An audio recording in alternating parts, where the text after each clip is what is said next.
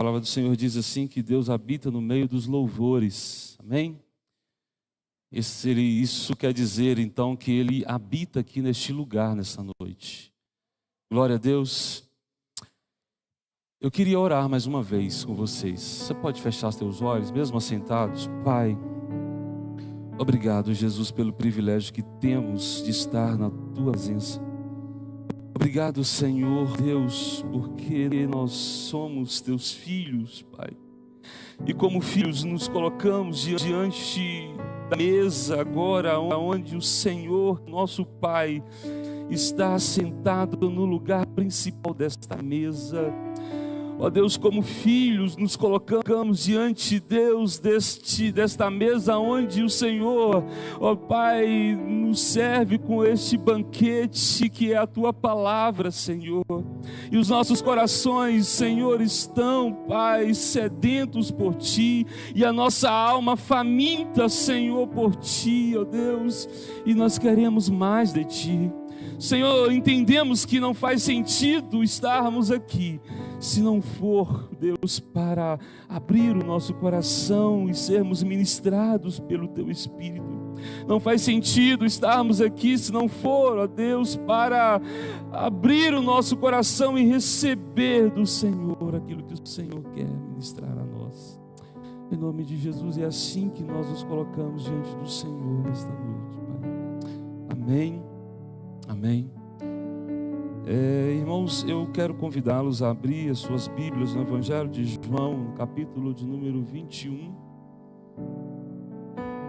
Evangelho de João, capítulo 21.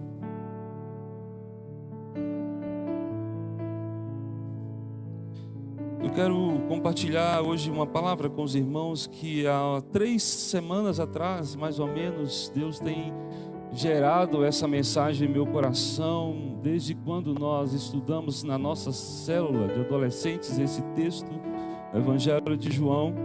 Então, quando chegamos aqui nesse texto, Deus começou a gerar no meu coração essa mensagem. Eu até brinquei com o Fernando na quarta-feira, que ele usou esse mesmo texto. Eu disse para ele que eu estaria usando esse texto, mas isso me faz crer que Deus quer ministrar a nós através desta mensagem, desta palavra, amém?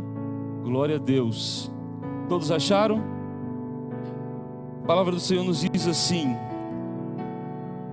depois disto, tornou Jesus a manifestar-se aos discípulos junto do mar de Tiberíades, e foi assim que ele se manifestou.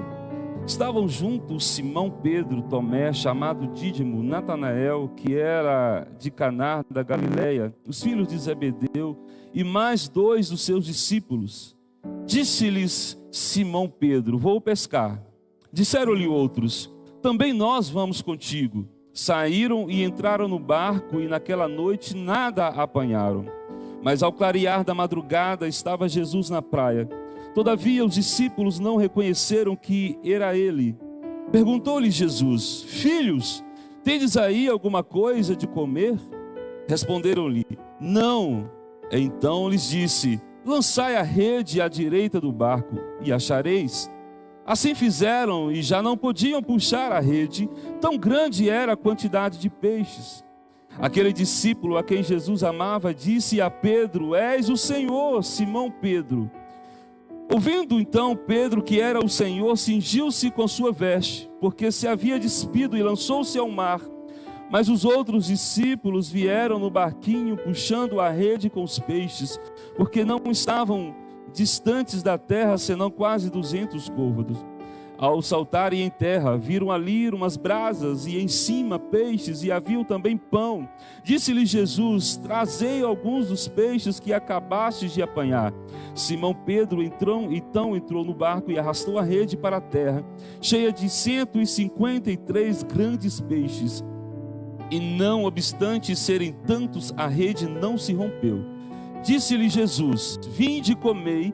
Nenhum dos discípulos ousava perguntar-lhe: quem és tu? Porque sabia que era o Senhor. Veio Jesus, tomou o pão e lhes deu, e de igual modo o peixe. Já era esta a 3ª vez que Jesus se manifestava aos discípulos, depois de ressuscitado dentre os mortos. Depois de terem comido, perguntou Jesus a Simão Pedro: Simão, filho de João, ama-me mais do que esses outros? Ele respondeu: sim, Senhor, tu sabes que te amo. Ele lhe disse: apacenta os meus cordeiros. Tomou a perguntar-lhe pela segunda vez: Simão, filho de João, tu me amas? E ele lhe respondeu: sim, Senhor, tu sabes que eu te amo. Disse-lhe Jesus: pastoreia as minhas ovelhas. Pela terceira vez, Jesus lhe perguntou: Simão, filho de João, tu me amas? Pedro entristeceu-se por ele ter dito pela terceira vez: tu me amas? E respondeu-lhe: Senhor, sabes de todas as coisas, tu sabes que eu te amo.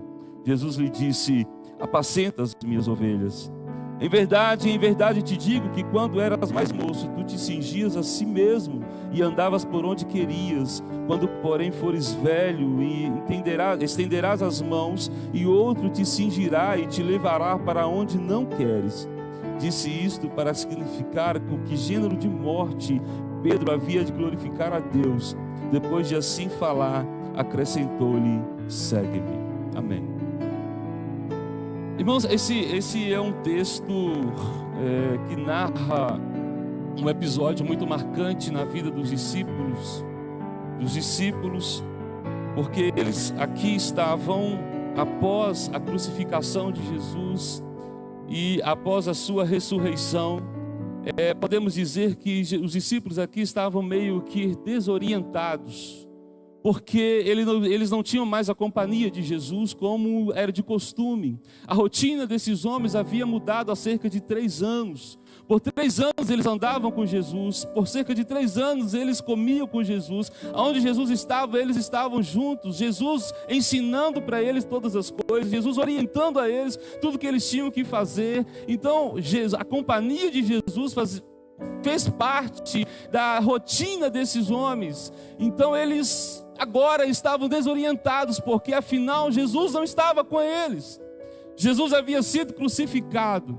Nesse momento ele já estava ressuscitado, mas Jesus havia aparecido para eles 2 vezes, mas ainda não tinha tido aquele relacionamento como eles tinham, como era costume deles andarem junto, amanhecer junto, passar o dia junto.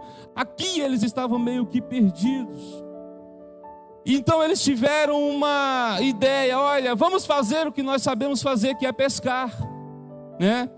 E é interessante isso, porque todas as vezes em que nós ficamos desorientados, ou quando nós nos afastamos por algum motivo de Jesus, nós voltamos a fazer, a tendência é nós voltarmos a fazer aquilo que nós fazíamos antes. E é isso que os discípulos optaram por fazer. Olha, nós não temos nada para fazer, né? Jesus não está por aqui, vamos fazer o que a gente gosta de fazer, o que a gente sabe fazer, que é pescar.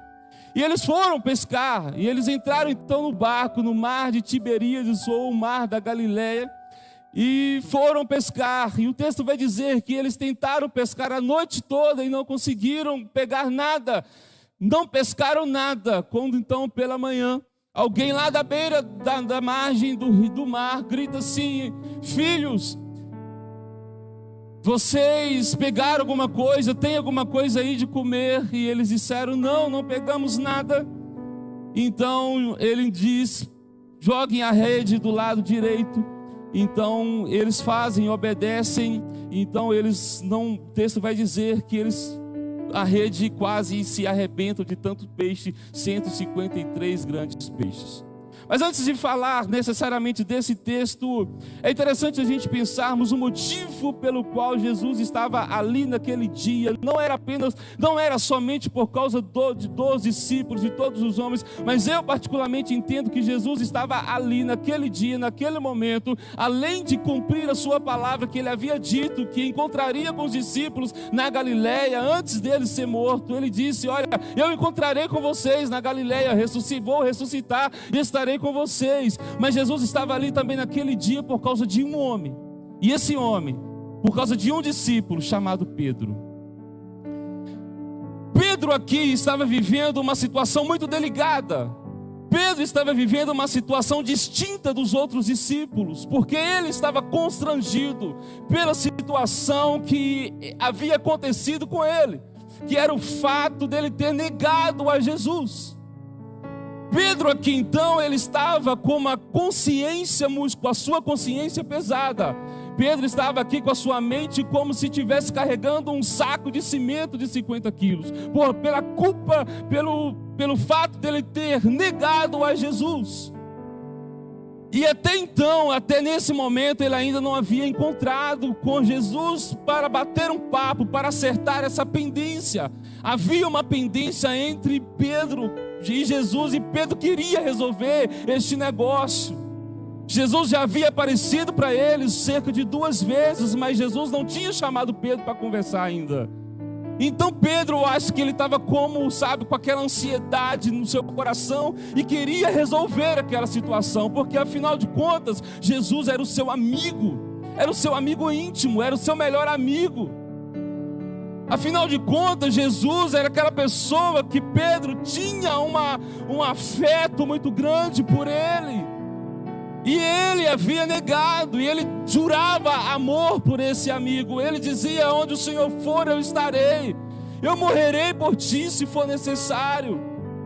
Mas ele negou. Então ele ainda não tinha tido esse momento, esse tempo para conversar. Eu imagino que Pedro aqui estava como, aquela criança que quando os pais vão sair de casa, o pai vira para o filho e fala assim: olha, você não apronta, você não faz, não desobedece, porque se você desobedecer, quando chegar em casa nós vamos conversar. Eu não sei quem já passou por isso aqui, só quem foi bastante bagunceiro quando criança sabe o que é isso, né, Léo? E eu era mais ou menos assim. E a gente saía, e quando a gente fazia qualquer arte, bagunça, meu pai só olhava para a gente assim, ó, tipo com aquele olhar. Aí dava aquele frio na barriga, né? Tipo, quando chegar em casa eu sei que vai ter couro. Mas Pedro estava mais ou menos assim, com aquela sensação de que, Jesus, eu preciso acertar. E quando eu encontrar com ele, ele vai me repreender, ele vai me corrigir. Eu preciso acertar com ele uma pendência. Não porque havia uma ameaça por parte de Jesus para Pedro, mas havia dele uma autocobrança pelo que ele havia feito. Mas Pedro, então, essa figura que nos inspira. Pedro é essa figura que nos ensina muitas coisas. E nós nos identificamos com ele, porque Pedro, ele é essa figura, esse discípulo que, se você quiser refletir sobre fé, ele serve de exemplo. Se você quiser refletir sobre falta de fé, ele também serve de exemplo. Se você quiser refletir sobre coragem, Pedro serve de exemplo. Se você quiser refletir também sobre medo, sobre falta de coragem, também Pedro serve de exemplo. A biografia do apóstolo Pedro, podemos dizer que é uma biografia totalmente assim, completa, desde o início do seu chamado até a sua morte. Nós vamos aprender todas as lições possíveis com esse apóstolo Pedro, porque ele serviu a Jesus com intensidade. A palavra neutralidade, a palavra é em cima do muro, a palavra meio termo, não combina com o apóstolo Pedro, porque Pedro era aquele camarada intenso. Ele se entregou de toda a sua alma, com intensidade, para seguir a Jesus, E às vezes isso reflete um pouco a nossa personalidade. Nós somos assim, né? Pedro era aquele camarada que um dia estava com muita fé, e no mesmo instante ele estava com medo. Haja vista no momento em que eles estavam atravessando o mar, e o vento, aquele lugar onde o vento estava soprando forte a ponto de virar o barco, e lá para o meio da madrugada aparece alguém andando sobre as águas. Jesus vem andando sobre as águas, né? E eles ficam com medo, achando que é um fantasma.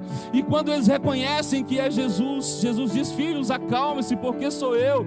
Pedro vai dizer assim: Senhor, se és tu mesmo, permita que eu vá andar sobre as águas. Então Jesus disse: venha. E Pedro começa a andar, anda de fato sobre as águas, tomado de fé, tomado de confiança. Ele começa a caminhar sobre as águas, mas no mesmo instante o texto vai dizer assim, que ele é tomado por medo, por um medo, e ele começa a afundar. Então a gente às vezes é assim. Um dia a gente está com muita fé, um momento a gente está acreditando, a gente está com força, e no mesmo instante ou um dia depois a gente não está com tanta fé assim.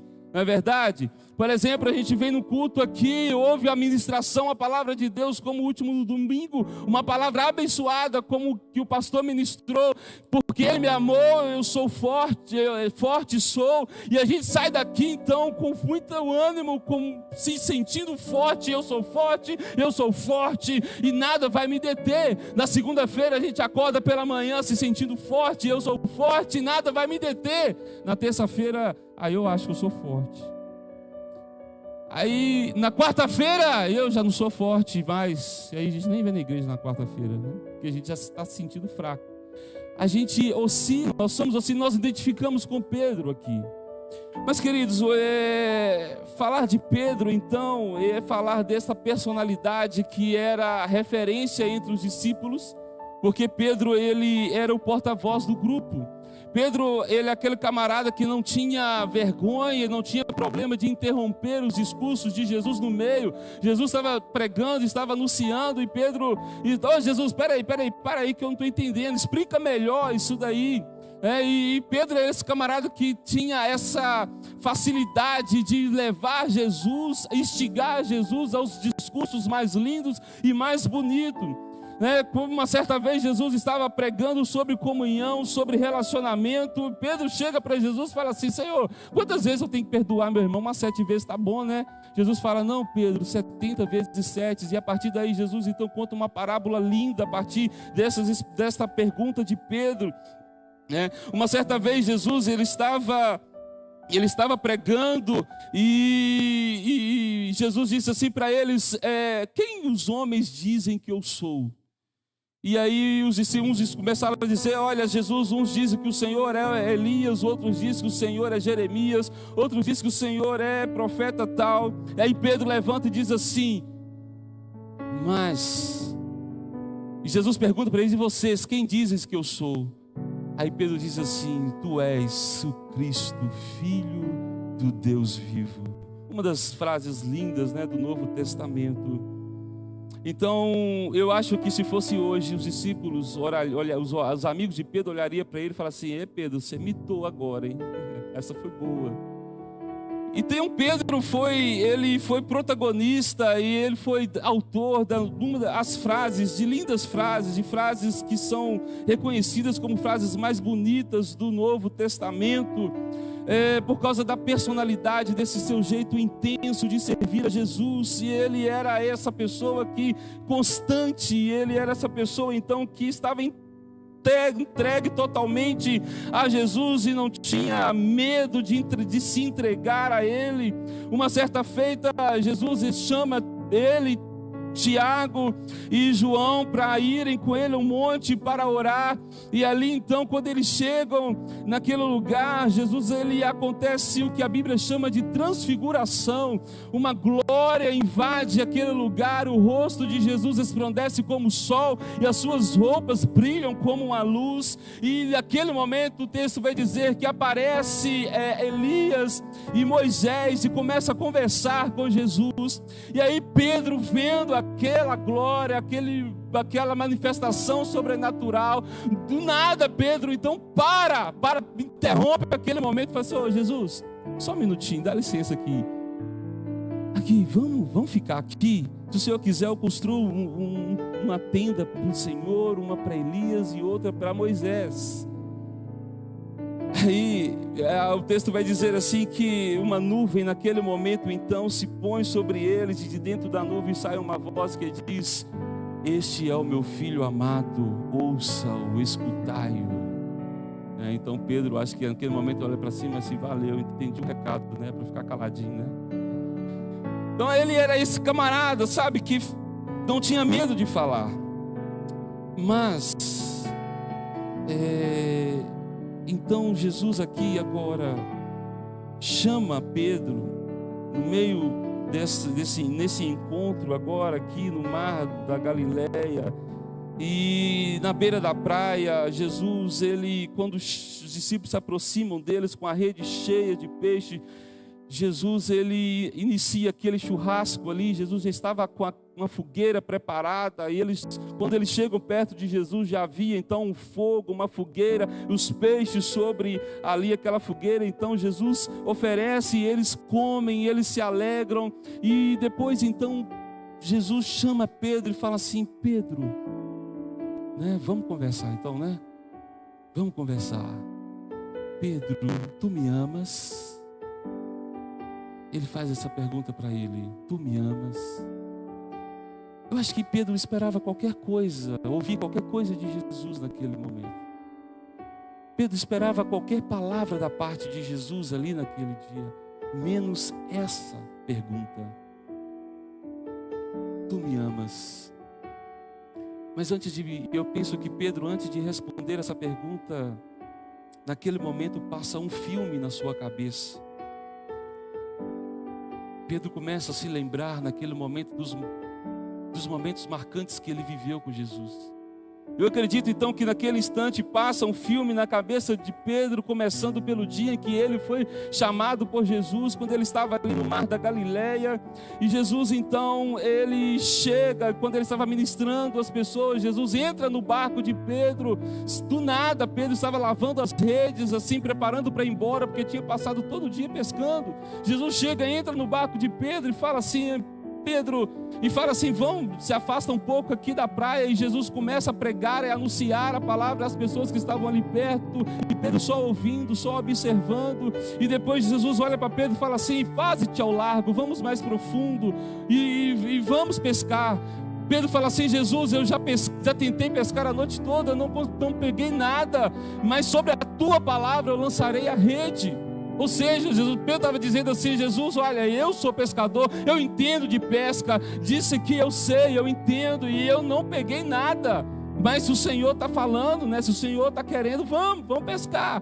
E então o texto vai dizer que Pedro lançou a rede, e ele também não conseguiu puxar de tanto peixe. Pedro fica maravilhado e se enjoelha diante de Jesus e diz: Jesus, aparta de mim, vai-te embora, porque eu não sou digno de andar com o Senhor, eu não sou digno de te servir. Então Jesus abraça Pedro. Pedro se lembra naquele momento, Pedro começa a se lembrar do momento então que ele leva Jesus para sua casa, né? Pedro leva Jesus para casa, e ali na sua casa Jesus cura a sogra de Pedro. Jesus, ele opera maravilhas diante dos olhos dele, e ele se alegra, nos mostrando a importância de levarmos Jesus para dentro da nossa casa, para dentro do nosso lar, porque aonde Jesus está, as coisas maravilhas acontecem. Quando Jesus está dentro da nossa casa, maravilhas, milagres acontecem. E Pedro então pôde viver isso, esta realidade. Pedro começa a se lembrar de grandes momentos que ele viveu ao longo desses 3 anos com Jesus.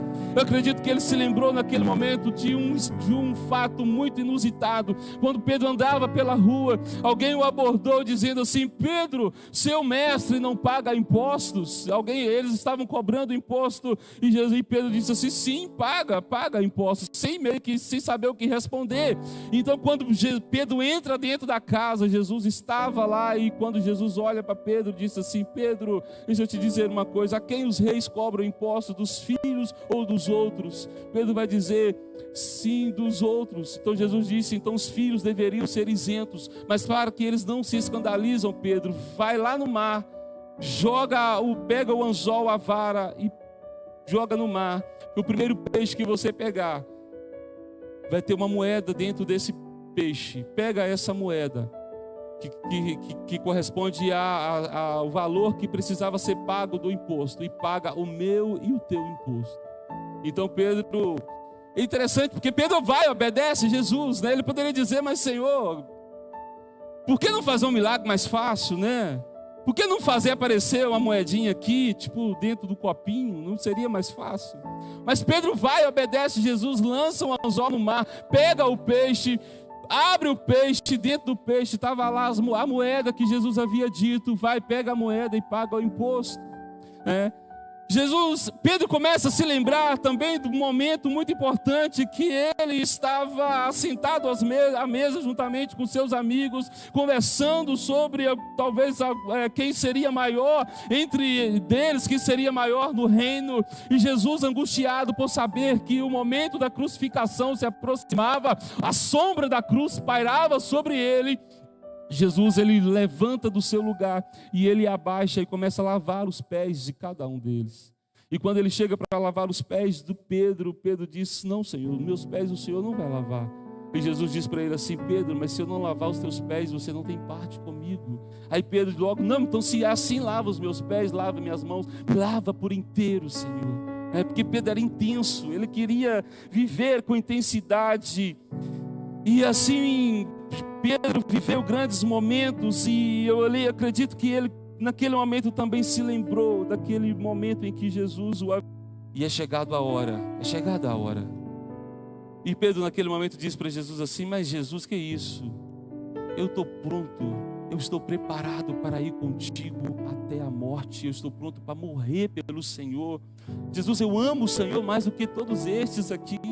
Eu não vou negar o Senhor, eu não vou abandonar o Senhor. Jesus disse para ele assim: Pedro, esta noite ainda, antes que o galo cante, você me negará 3 vezes.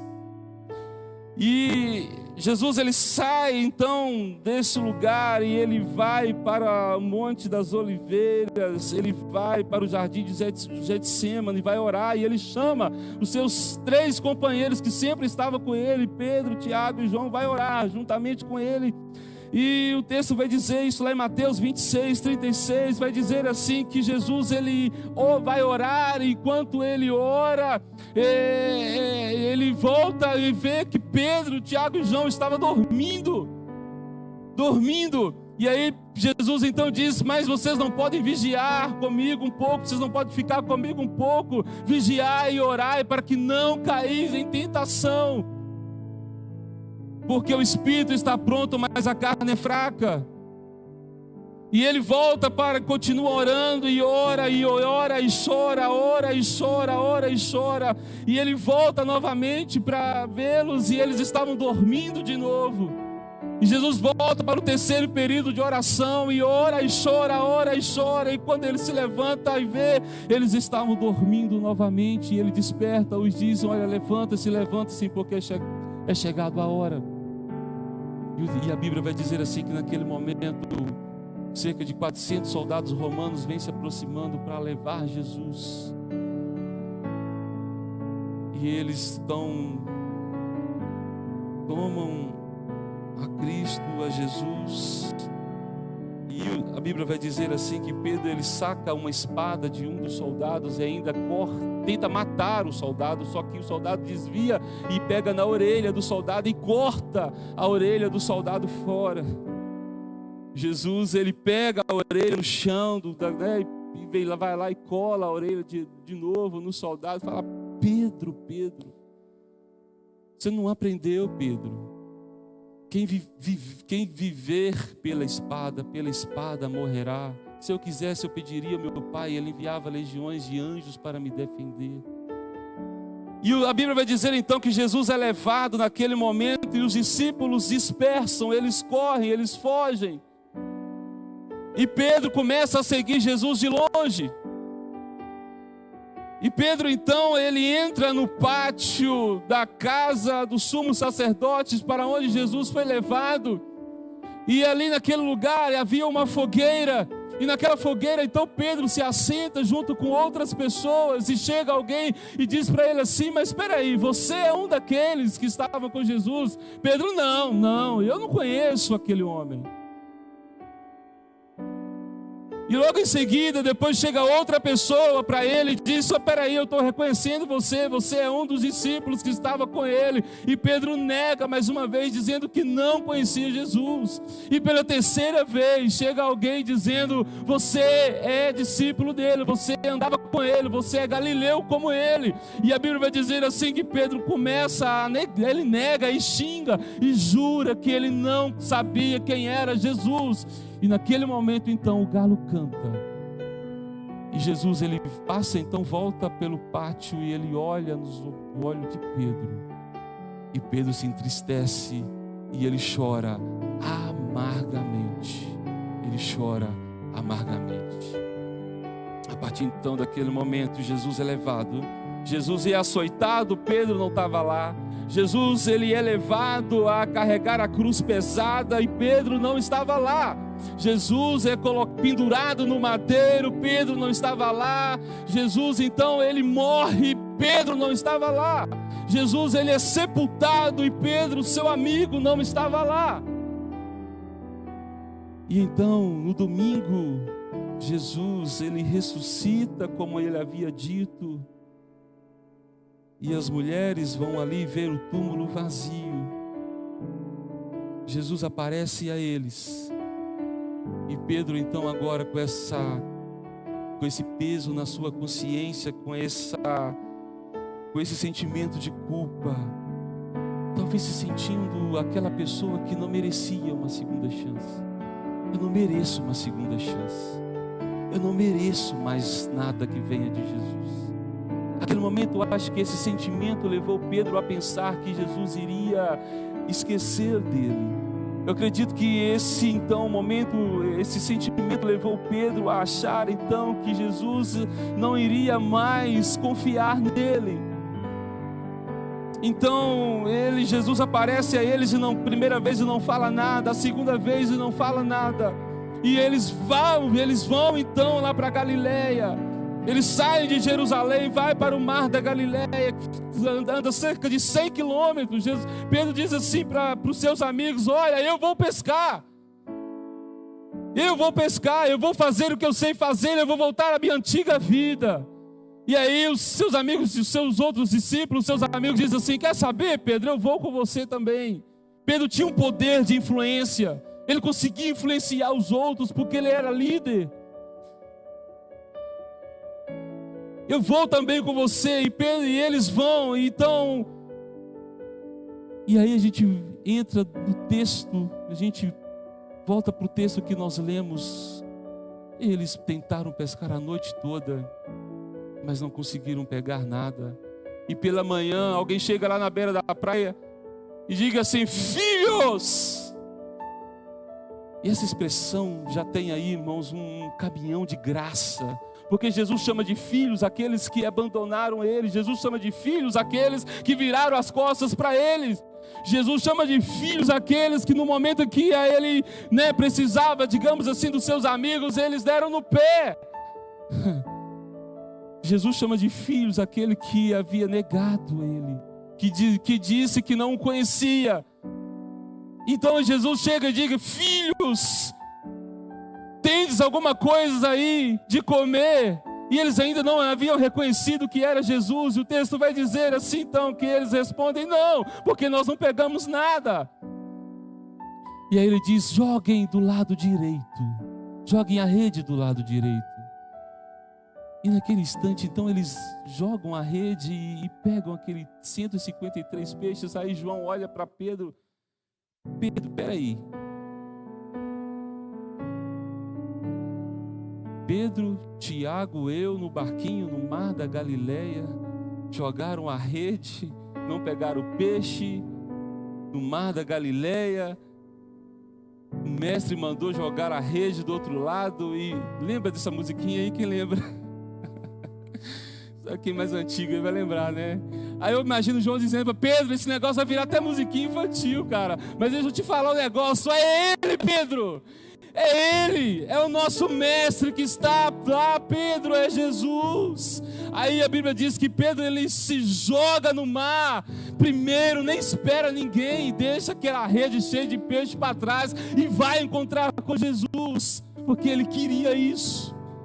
Ele queria estar perto do mestre. E quando ele chega lá, Jesus já tinha um fogo, uma fogueira, e tinha peixe assado, e ele recebe, e eles se abraçam. Eles se abraçam. Então Jesus chama Pedro, fala: Pedro, vamos conversar, tu me amas? Sabe,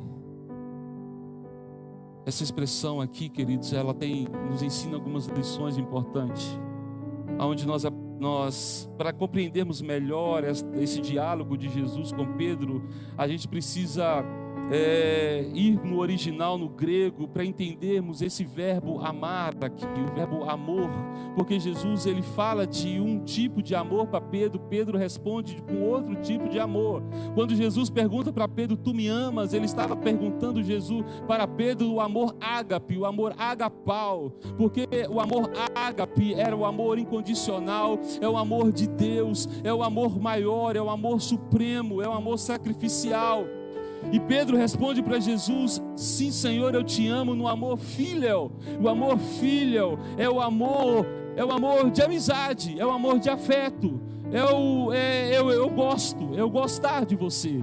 Então quando Jesus pergunta para Pedro: Pedro, tu me amas?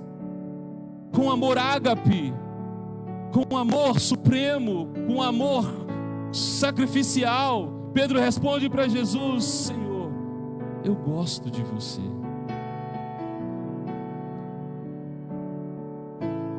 E ele pergunta pela segunda vez: Pedro, tu me amas? Com amor ágape, com este amor supremo, com este amor sacrificial, este amor maior.